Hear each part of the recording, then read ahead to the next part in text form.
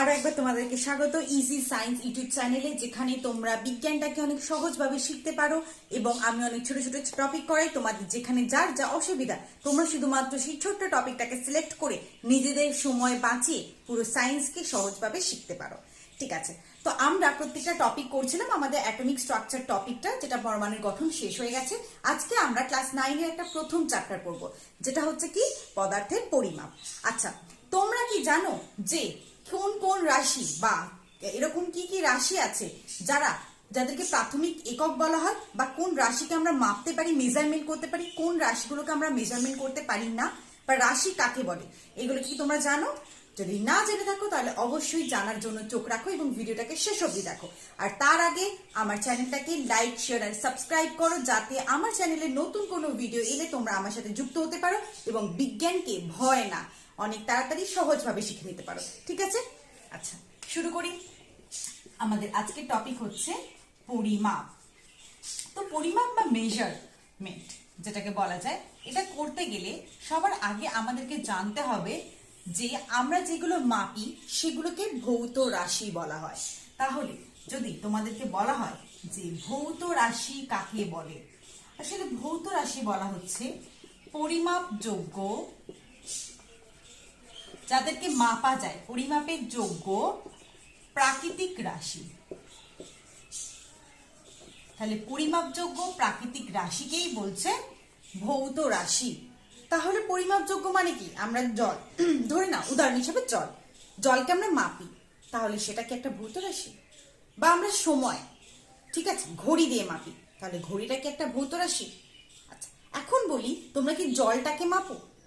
নাকি ধরো জলের একবার বলছো আমার কাছে 2 লিটার জল আছে, আয়তন 2 কেজি, তার মানে তার গ্রাম, একবার তার ওজন মাপছো, একবার তার আয়তন মাপছো। তাহলে জলের ক্ষেত্রে আমরা তার ওজন মাপি, আয়তন মাপি।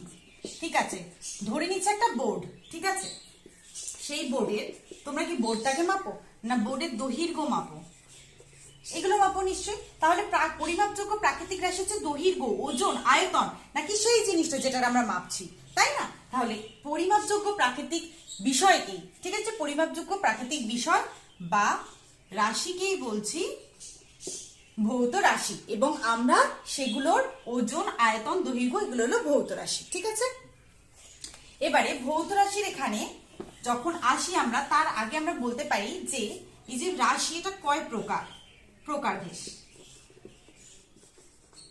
এটা হচ্ছে 2 প্রকার। কি না?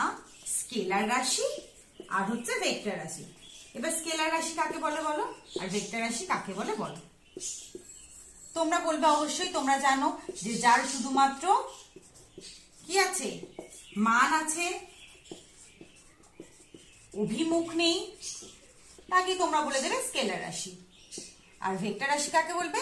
যার মান ও অভিমুখ আছে, তাই তো? এটা একদম সত্যি কথা, যার মান এবং অভিমুখ আছে তাকে স্কেলার রাশি বলবো।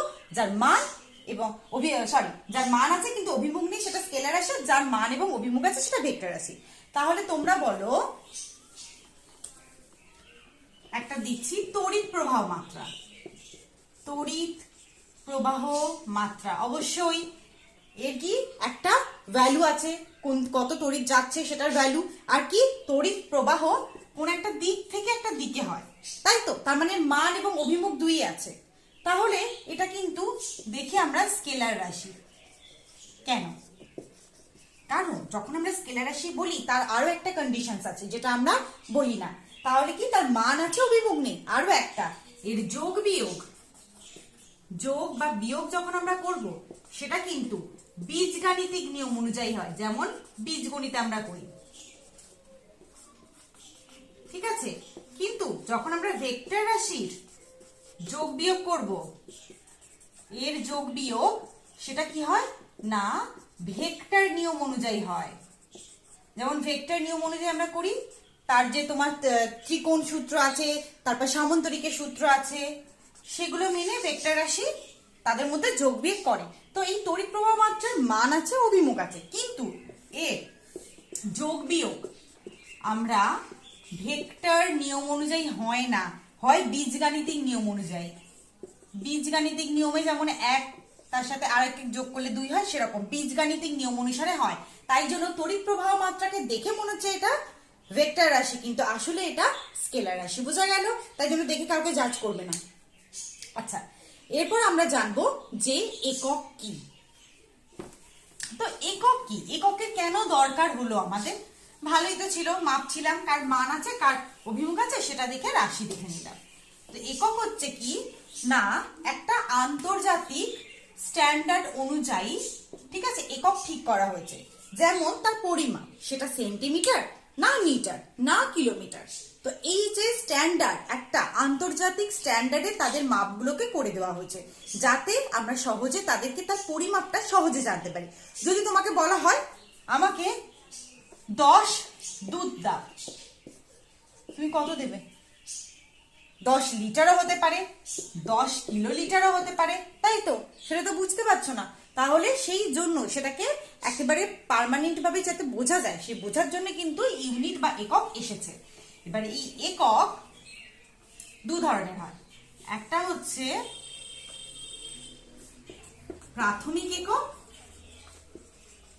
আর একটা হচ্ছে লব্ধ একক। প্রাথমিক একক কি? যে একক তৈরি হওয়ার জন্য শুধুমাত্র নিজের উপরই নির্ভর করে, অন্য কাউকে তৈরি হওয়ার জন্য অন্য এককের উপর নির্ভর করে না, তাকে বলছে প্রাথমিক বা প্রাইমারি। আর লব্ধ মানে কি? যেটা ডিরাইভ করা হয়েছে। প্রাথমিক একক এক বা একাধিক, এক নয় একাধিক প্রাথমিক একক থেকে যেটা ডিরাইভ করা হয়েছে সেটা হচ্ছে লব্ধ একক। তো আমরা জানি কতগুলো আমাদের প্রাথমিক একক আছে, 7টা, তাই তো? দৈর্ঘ্য, ভর, তাপমাত্রা, সময়,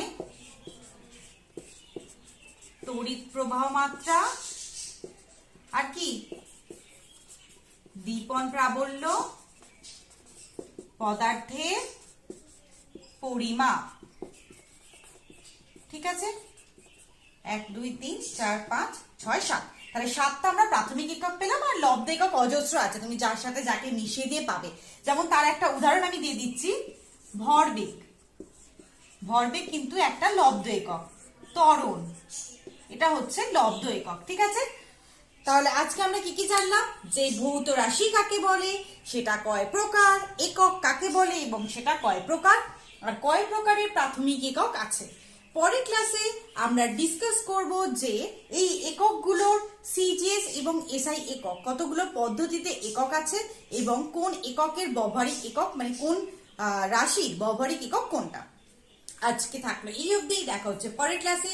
ততক্ষণ অবধি ভালো থাকো, সুস্থ থাকো আর দেখতে থাকো ইজি সায়েন্স। বাই।